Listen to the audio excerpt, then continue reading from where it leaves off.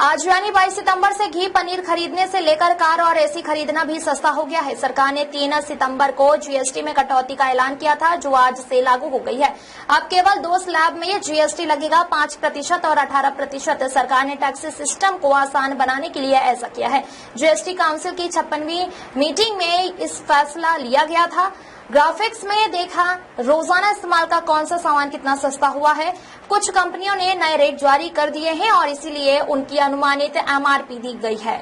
इनमें कंपनियों और सेलर्स द्वारा दिया जाने वाला डिस्काउंट शामिल नहीं है। ऐसे में मार्केट में मिलने वाले सामानों की कीमत और ज्यादा कम हो सकती है। होटल के कमरों की बुकिंग, ब्यूटी और सेहत से जुड़ी सर्विसेज पर जीएसटी 18% से कम करके 5% कर दिया गया है। वहीं 100 रुपए तक की सिनेमा टिकटों पर 5% टैक्स लगेगा, जो पहले 12% था। 100 रुपए से ज्यादा की टिकटों पर 18% जीएसटी लगेगा। होटल के कमरों जिनका किराया 1000 रुपए से कम है, वो अब भी टैक्स फ्री रहेंगे। 1000 से 7500 के होटल रूम पर जीएसटी 12% से घटाकर 5% कर दिया गया है। प्रीमियम होटल्स जिनका किराया 7500 रुपए से ज्यादा, उन पर 18% जीएसटी लगेगा। शौक और विलासिता की चीजों के लिए 40% का नया स्लैब बना दिया गया है। इनमें पान मसाला, तंबाकू जैसे प्रोडक्ट शामिल हैं। इसके अलावा कुछ कार और बाइक्स भी 40% टैक्स के दायरे में आएंगी। हालांकि ये गाड़ियां महंगी नहीं होंगी। पहले इन पर 28% जीएसटी के साथ 17% तक सेस लगता था, यानी कुल टैक्स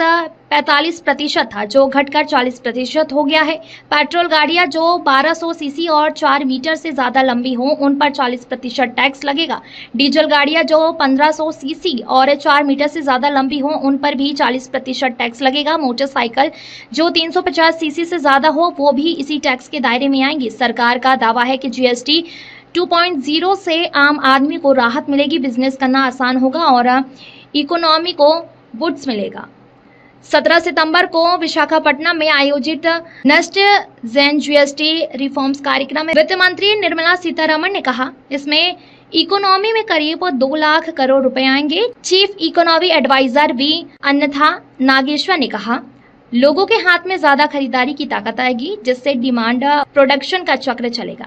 जीडीपी ग्रोथ बढ़ेगी। इकोनॉमिक्स और एलारा कैपिटल की ईवीपी गरिमा कपूर में कहा कि ये रिफॉर्म कंजप्शन डिमांड को 1% से 1.02% का बूस्ट देगा, जो अगले 4 से 6 क्वार्टर्स में जीडीपी ग्रोथ को बढ़ाएगा।